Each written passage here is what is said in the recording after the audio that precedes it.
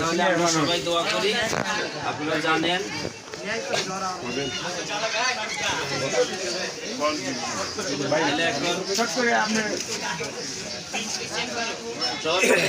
সকলের পক্ষ থেকে এখন একটু সংক্ষিপ্ত কথা বলবেন আমাদের শ্রদ্ধাভাজন বাটারা থানা বিএনপি যুগ্ম আহ্বায়ক জনাব হেলালুদ্দিন আলী সাহেব।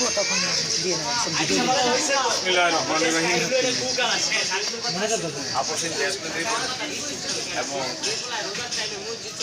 চিরচেনা এশিয়া মহাদেশের বাগড়া থানা বিএনপির দীর্ঘ সময় রাজপথে এখনো আছেন যুগ্ম আহ্বায়ক জাহাঙ্গীর আলম আমাদের মাঝে উপস্থিত, বিএনপি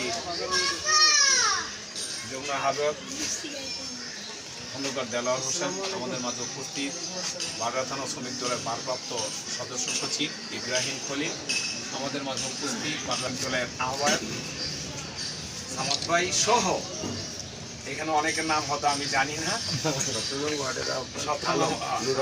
17 নম্বর ওয়ার্ডের আমাদের দীর্ঘদিনের পরিচিত আওয়াল ভাই সহ এখানে যারা আছেন সবাইকে আমি বাগড়া থানা বিএনপির পক্ষ থেকে রক্তিম শুভেচ্ছা অভিনন্দন জানাই।